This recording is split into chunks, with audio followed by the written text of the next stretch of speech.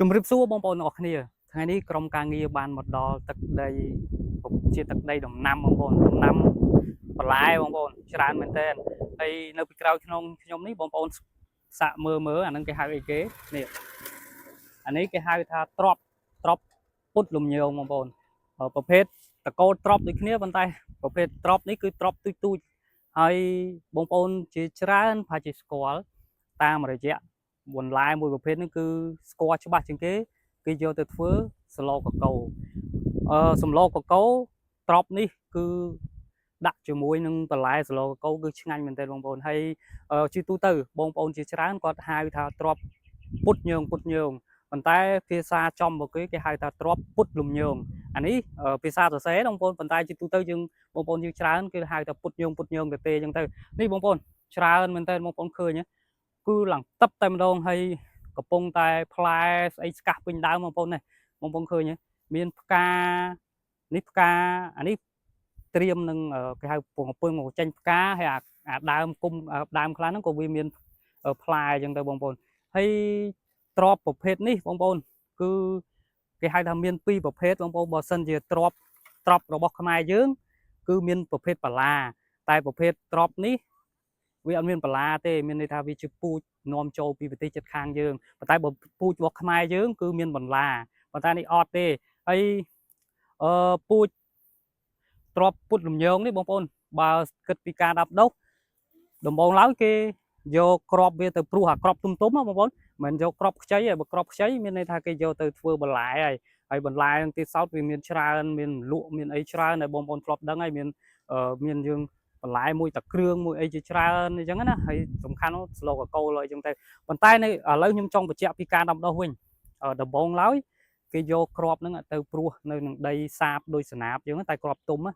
ហើយរយៈពេលប្រហែលអញ្ចឹងទៅវាដុះជាកូនមកគេមើលថាល្មមប៉ុណ្ណាដែលអាចយកមកដាំបានគឺគេយកមកដាំហើយរកការដាំបងប្អូនរយៈពេលយូរមែនតើមិនដូចពោតដូចសណ្ដែកទេគឺដាំរយៈពេលរហូតដល់5ខែទៅបានប្រមូលផលប៉ុន្តែវាចំណេញត្រង់ថាបើរយៈពេល5ខែហើយការថែទាំអញ្ចឹងទៅមានដាក់ជីធ្វើស្មៅធ្វើឲ្យស្អាតអញ្ចឹងទៅហើយបន្ទាប់មក5ខែហ្នឹងគឺក្នុងបន្ទាប់ពីរយៈពេល5ខែយើងប្រមូលផលបានយើងមួយខែយើងប្រមូលផលរហូតបានដល់2ដងហើយដើមវាធំហើយរយៈកាលវាវែងបងប្អូនងាយងាប់ទេមានន័យថាមិនមែនដូចជាដំណាំមួយចំនួនគេហៅថាវិលល្ងាចទេគឺដំណាំនេះដាំម្ដងយើងប្រមូលផលបានច្រើនដងដោយសារវាបានយូរហើយការថែទាំបងប្អូនគេធ្វើស្មៅធ្វើអីប៉ុន្តែក៏ចការនេះដូចជាអត់បានជួបម្ចាស់បងប្អូនអញ្ចឹងរៀងស្មៅដុះច្រើនមែនទេប៉ុន្តែគ្រាន់តែថាក្រុមការងារខ្ញុំមកទៅខ្ញុំចង់បង្ហាញឲ្យបងប្អូនស្គាល់ថាពីប្រភេទបន្លែមួយប្រភេទហ្នឹងដែរព្រោះជាទូទៅនៅតំបន់ខ្លះគេអត់និយមដាំទេបន្លែប្រភេទទ្របពុតលំញងហ្នឹងបងប្អូនព្រោះតែ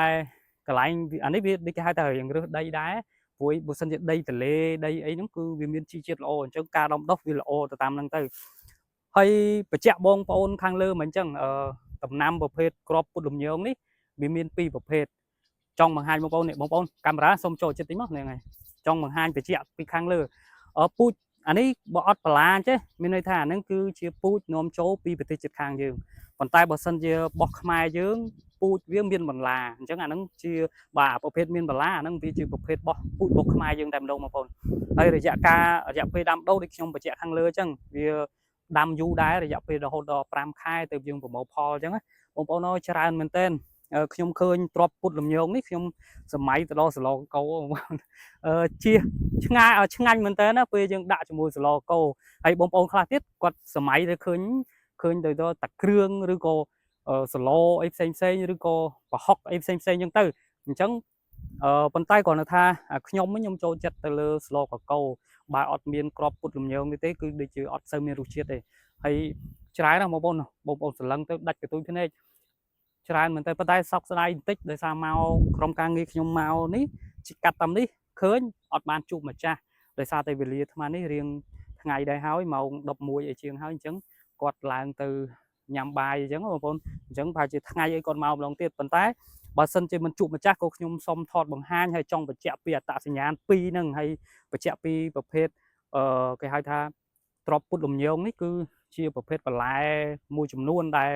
បងប្អូនខ្មែរយើងគាត់និយមយកទៅប្រើប្រាស់សម្លឬក៏ជាបន្លែបងមួយណាហើយផ្ដោតសំខាន់មួយទៀតហ្នឹងគឺចង់បញ្ជាក់ពូជពីរមានថាពូជអត់បន្លាជាពូជនាំចូលពីប្រទេសជិតខាងយើងហើយបើសិនជាមានពូជមានបន្លាអាហ្នឹងជាប្រភេទរបស់ខ្មែរយើងតែម្ដងបងប្អូនត្រប់នេះហើយបងប្អូនគឺផ្លែតូចជាងគេប៉ុន្តែឲ្យមើលទៅដើមធំជាងត្រប់ផ្សេងត្រប់មានន័យថាត្រប់ស្រួយត្រប់វែងអញ្ចឹងណាតកោត្រប់ដូចគ្នាគ្រាន់តែថាត្រប់ពេជ្រលំញងនេះដើមរៀងធំហើយដល់ពេលផ្លែតូចអញ្ចឹងនេះហើយជាការចាប់អារម្មណ៍ហើយបញ្ជាក់មួយទៀតដូចខ្ញុំបញ្ជាក់ខាងលើបងប្អូនយ៉ាងថាត្រប់វាមានពីរប្រភេទរបស់ខ្មែរយើងនិងរបស់ពូជនាំចុះខ្ញុំបញ្ជាក់ខាងលើហើយអញ្ចឹងពីក្រុមការងារដែលបង្ហាញជូនពីត្រប់ពុតលំញងហ្នឹងក៏ឈានដល់ទីបញ្ចប់បងប្អូនបើសិនជាមានកំហុសខុសឆ្គងនៅចំណុចណាមួយសូមបងប្អូនខន្តីអភ័យទោសផងខ្ញុំបាទនិងក្រុមការងារក៏ឈានដល់ទីបញ្ចប់សូមអរគុណសូមគោរពលា